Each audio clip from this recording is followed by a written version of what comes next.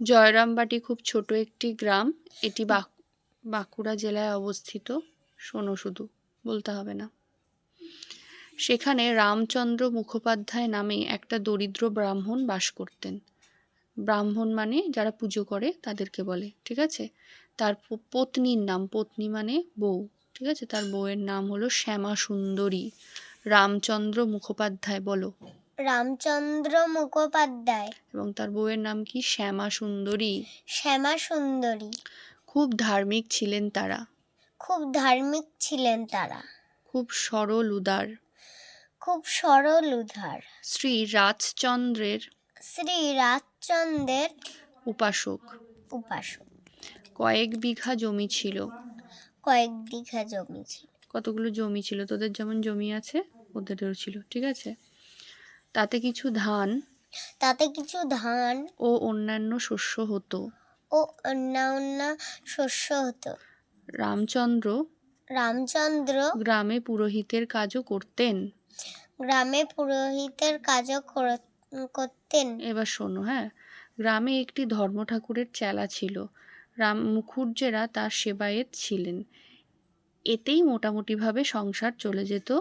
কিছু অতিথি সেবাও করতে পারতেন। তিনি পুরোহিতগিরি করতেন, ঠিক আছে। আর তার কিছু জমি জমা ছিল, জমি জমাতে চাষবাস হতো, ঠিক আছে। আর তার আবার কিছু চালা ছিল, মানে সেখানে তিনি ধর্মকথা লোককে শোনাতেন।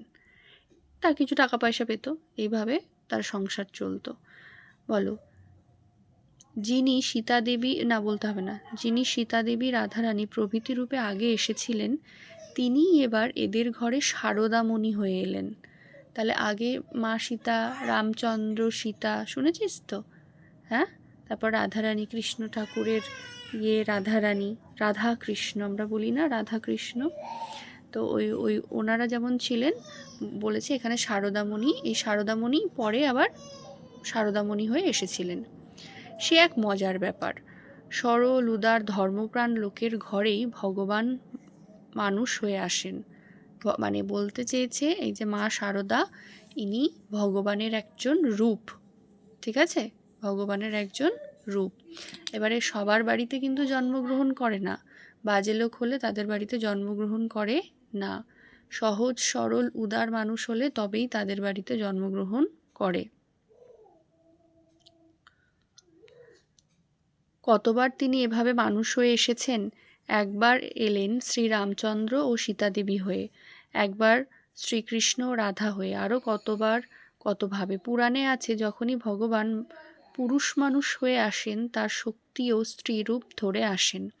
তবে আসলে এরা এক, আলাদা নয়। যেমন আগুন তার পোড়াবার শক্তি আলাদা নয়, এক তেমনি। যাকে আমরা মা দুর্গা বলি, মা কালী, মা সরস্বতী, মা তারা, মা ষোড়শী ইত্যাদি বলি, তিনি জগতের মা, তিনিই সারদা দেবী। মা দুর্গা, মা কালী যেমন, সারদা দেবীও তেমন, ঠিক আছে। কিভাবে সংসারে থেকে সব কাজ করেও পবিত্র থাকা যায়, ভগবান লাভ করা যায়, আদর্শ কন্যা, ভগ্নী, বধূ ও মা রূপে সারদা দেবী তা নিজে হাতে নাতে করে দেখিয়ে দিয়ে গেছেন। নিজেই বলেন, আদর্শ হিসেবে যা করতে হয় তার ঢের বাড়া করেছি।